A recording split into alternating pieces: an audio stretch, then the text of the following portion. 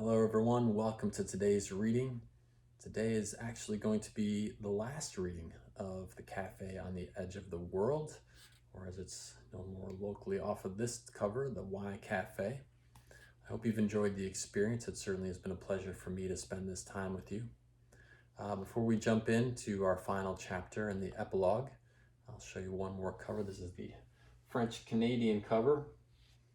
French Canada is the first country where the book hit #1, and the translation is really beautifully done. I had so many people tell me over the years what a great storyteller that the editor is. And I've learned something that great translation is not about translating words, it's about translating the emotion and the energy of a story, and that every great translator is in truth a great writer. And so my heartfelt appreciation goes out to every single translator who has worked on my books.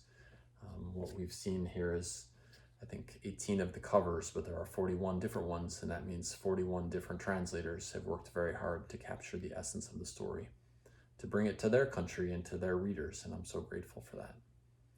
All right, let's get started. Chapter 19. I looked down at the menu. Why are you here?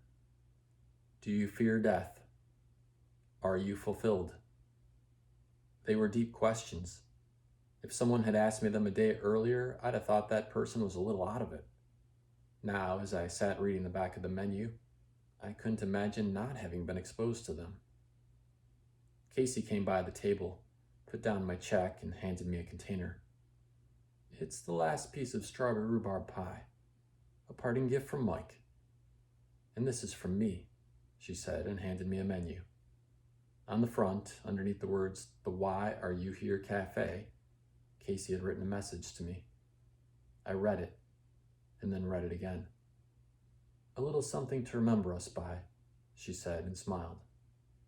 "Thank you, Casey. Thank you for everything." "My pleasure, John. That's what we are here for." I left some money on the table, picked up the menu and the container of pie, and walked out of the cafe into the beginning of a new day. The sun had just started to rise above the trees in the field across from the gravel parking lot. The air held both the last remnants of stillness that precede the start of a new day, and at the same time the sound of a day already in motion. I felt refreshed and alive. I shifted the container I was carrying from my right hand to my left and opened the door to my car. Why am I here? I thought to myself. Why am I here? It was indeed a very new day.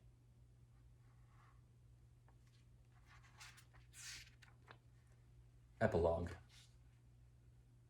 After my night in the cafe, things changed for me. They weren't lightning bolts from the sky type changes in terms of how they presented themselves, but they were at least that dynamic in their eventual impact on my life. Like Anne, I started slowly. I left the cafe wondering, why am I here? And continued to ponder that question for the rest of my time off. The answers did not all come right away. I learned that finding my purpose for existing, or PFE as Casey called it, required more than just spending a vacation thinking about it, and then returning to everything I had been doing. Like most things worth knowing, it took some effort to uncover the answer. It was a combination of methods I learned from Casey and Anne that eventually enabled me to figure it out. I started with a small amount of time each day that I dedicated to doing things I liked, which was similar to the technique Anne had used. Then I tried to take advantage of the opportunities Casey talked about, and sought chances to learn and try new things. This helped me expand my universe of possible reasons for why I am here, so it wasn't as small as it had been when I started my journey. Eventually, my PFE and the ways I wanted to fulfill it became clear. Ironically, this was when I faced the most difficult challenge of all. When you weigh two choices, one is living a life that fulfills your purpose for existing, and the other is just living, you would think the decision is simple. It isn't. Over time, I have observed that this is the place where most people end their journey. They peer through a hole in the fence and can clearly see the life they would like to have. but for any number of reasons, they don't open the gate and walk into that life. Initially, this caused me a great deal of sorrow, but as Mike said, and I have come to believe, people make that choice at all different times in their lives. Some make it when they're children, some later, and some never do. It can't be rushed, and it can't be anyone's decision but theirs. For me, the knowledge that you can't fear not having the chance to do something if you've already done it or are actively doing it helped me push open that gate. It is now one of the philosophies by which I live my life. Not a day goes by when I don't think of something associated with the cafe. I'm reminded of Casey and her story of the green sea turtle every time I open my mailbox and see it filled with advertisements and offers for things I don't need. That incoming wave is always present, ready to sap my time and energy. But now I know it exists, and I save my strength for the outgoing waves. I also think of Mike's story of sitting on the beach in Costa Rica. Viewed from a big picture perspective, our stresses, anxieties, victories, and losses account for little. Yet it is in the face of our seeming insignificance that we find meaning. If I have any regret about making the changes I've made in my life, it is only that I didn't make them sooner. I guess I just wasn't ready before that night in the cafe. Now, having sought out why I am here and living my life to fulfill that reason, I would never go back to a life on the other side of the gate.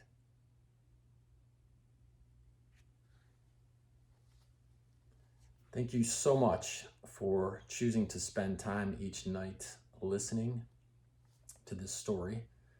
It has been truly a privilege and an honor for me to have the chance to read it to you. I always say that the very first person to read my books, who's supposed to read my books, who needs to read my books, is me. And that's why the stories flow through me. And in the process of reading this out loud to you, in the midst of all that is going on, I found myself inspired and connecting with the words and the messages and the stories in another new way. And so I'm so grateful for you giving me the opportunity to do this. I wanted to show you one more cover before we depart. And this is kind of a cool story behind this. So this is the last cover that I'll show you. And it may look familiar because the painting just above me looks just like that. And that is because that painting is what became the cover on the very first original edition of the book. There's only a couple thousand of these out there in the world somewhere. And when I started, I had no idea what I was doing. Absolutely zero. And I just followed my intuition, and I trusted that I was doing something that felt very much like it was in line with my purpose on the planet. I had no real specific training to be a writer. I had no real specific skills in that regard that I knew of, but something inside of me said write, and there is a reason why you're being asked to write. And I am so grateful that at that moment in my life, I was willing to sit and listen to my intuition and to do that.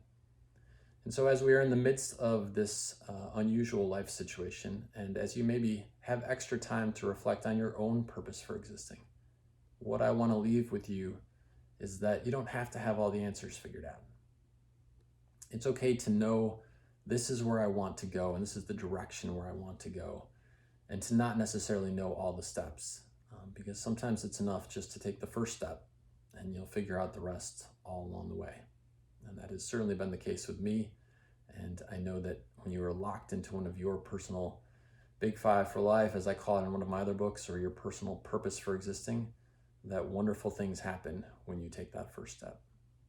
Thank you so much, ladies and gentlemen, for joining me during the reading of this, and be well, be safe, and be healthy. I'll see you soon.